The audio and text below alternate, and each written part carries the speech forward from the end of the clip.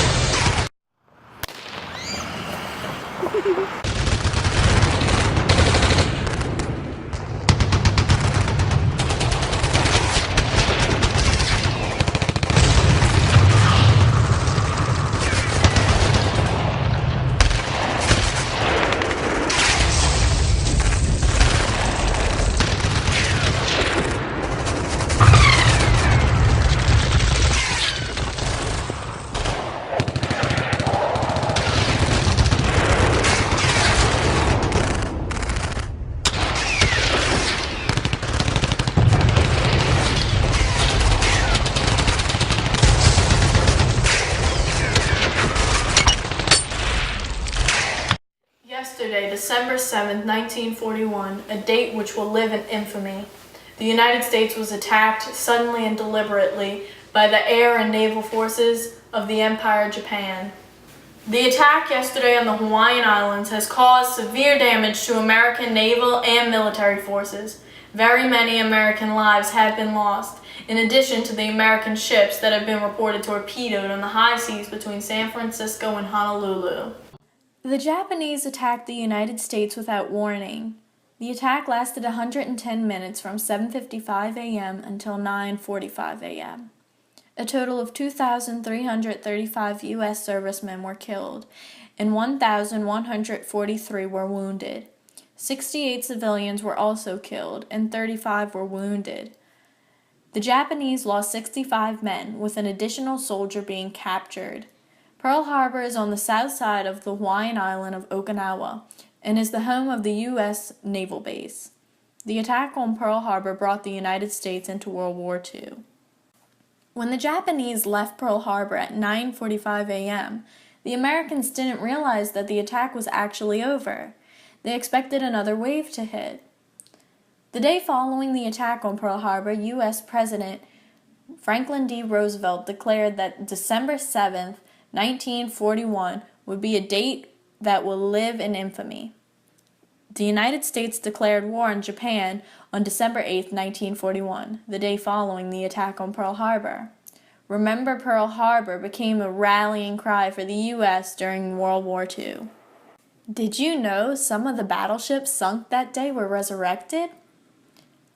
Of the 8 battleships that were targeted during the attacks, all but 2 were eventually repaired and returned to the U.S. Navy's fleet. The USS West Virginia and the USS California had both sunk completely, but the Navy raised them and repaired them and reused them. Did you know veterans of the attack can be laid to rest at Pearl Harbor? Survivors of the attack have the option to join their lost comrades to make Pearl Harbor their final resting place. Crew members who served on board of the USS Arizona, which experienced the most devastating damage, when the attack occurred, many of them chose to have their ashes deposited by divers beneath one of the sunken Arizona's gun turrets.